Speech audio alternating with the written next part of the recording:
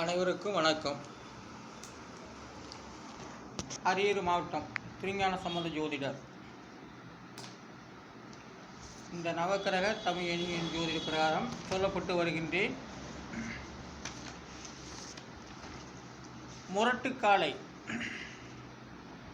முரட்டுக்காலைக்கு இந்த எண்கிணிதம் அந்த எழுத்துக்களுக்கு 3 3 2 7 7 8 2 இதெல்லாம் கூட்டினாக்கா 32. அதன் விதி என்கிறது 5. முரட்டுக்காலை. இந்திரியம், அந்த இந்திரியத்துக்கு உண்டான எழுத்துக்களுக்கு எண்கிணிதம் 2 5 8 4 2 7 இதெல்லாம் கூட்டினாக்கா 28. அதோடைய விதி என்கிறது 1. சுக்கிலம் 4 எழுத்து 5 7 2 4 7 இதெல்லாம் கூட்டினாக்கா 25. அதோடைய விதி என்கிறது 7. சுக்கிலம்னா என்ன தெரிஞ்சவங்களுக்கு தெரியும். கிணறு 2 6 1 கிணறு அதோடைய விதி என்கிறது 9. கிணறுக்கெல்லாம் ஆழமாக பறிச்சா தானே தண்ணி இருக்கும். அதனால் அதான் விதி என்கிறது 9 போய். ஏர் 2 எழுத்து 2 9 ஏர் இதை கூட்டாக்கா 11. விதி என்கிறது 2. உழவன் 4 எழுத்து 3 6 5 6 கூட்டினாக்க 20. அதன் விதி என்கிறது 2. பாருங்கள், ஏறு உழவன் இது இரண்டுக்கும் தேவைப்படுது எது? விதை. விதைக்கு 2 எழுத்து வீக்கு 6 தைக்கு 2 8 இது விதி என்கிறது 8. அப்போது விதை ஏறும் உழவனும் சேர்ந்தாக்கா அதுக்கு என்ன தேவைப்படுது? விதை தேவை. அதான் எண்கிணிதம் விதை எண் 8. அது எந்த விதையாக இருந்தாலும் சரி, விதை 8. அது கடவுள் ஸ்தானத்தில் போய் குந்திருக்கு. யார் அது? குழாய் 3 எழுத்து குழாய்க்கு 3 4 8 இதெல்லாம் கூட்டினாக்கா 15. அது விதி என்கிறது 6. குழாய். நிலத்தடி நீர்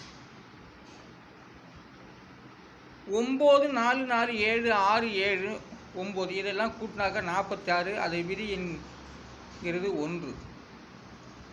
அப்போது நிலத்தடி நீருக்கு விதி எண் 1. பூமி நீர் 4 எழுத்து 9 2 7 9 இதெல்லாம் கூட்டாக்க 27. அது விதி என்கிறது 9. பூமி நீரும் நிலத்தடி நீரும் பாருங்கள், அது நிலத்தடி நீர் 1, பூமி நீர் 9, கிணறுங்கிறது 9. அப்போ விதி என்கிறது இந்த தமிழ் இது பிரகாரம் வார்த்தை அடிப்படையில் சொல்லப்பட்டு வருகிறது. அனைத்துமே உண்மை.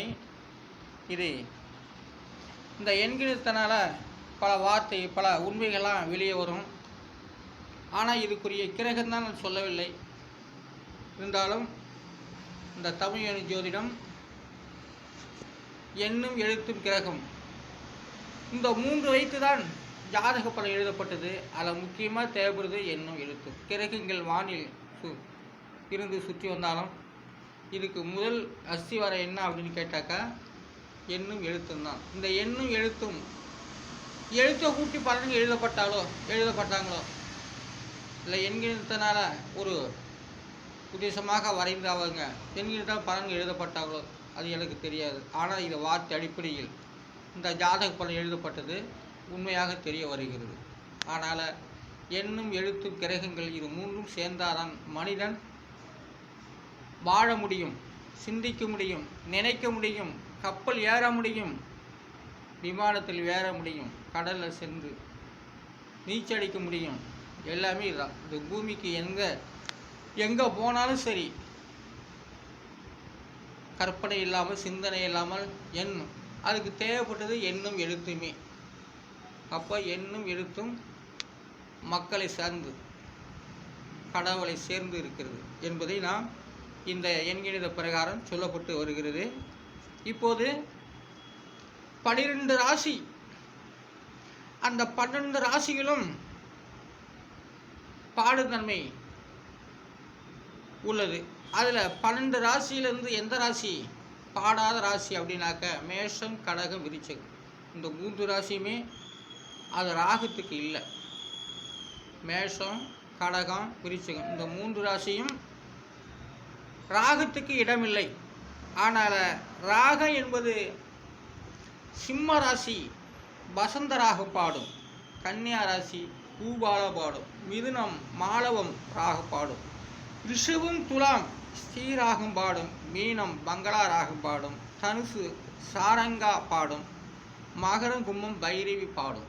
பைரவி ராகம் பாடும். இதுதான். ஆனால் இந்த 9 ராசியுமே ராகத்தில் கெட்டிக்காரவங்க. இந்த 9 ராசிக்காரங்க ராகத்துக்கு சொந்தமானவங்க. ஆனால் அந்த மேஷம் கடகம் விரிச்சு அவங்க சொந்தம் இல்லைன்னு சொல்ல முடியாது. அதுக்கு ஏதோ அந்த கிரக சில இணைந்து இருந்தால், அந்த ராசியோடு சில கிரகங்கள் இணைந்து இருந்தால் பாடுவாங்க. ஆனால் அந்த ராகம் என்பது சிம்ம ராசி, கன்னியா ராசி, மிதுன ராசி, ரிஷபம் துலா ராசி, மீனம் தனுசு, மகரம் கும்பம் மகரம் கும்பம் இதையெல்லாம் பாடு ராசி. ராகத்துக்கு உகந்த ராசி. மற்ற அந்த மேஷம் கடகம் விருச்சிகம் இது பாட ராசி இதுவும் இல்லை.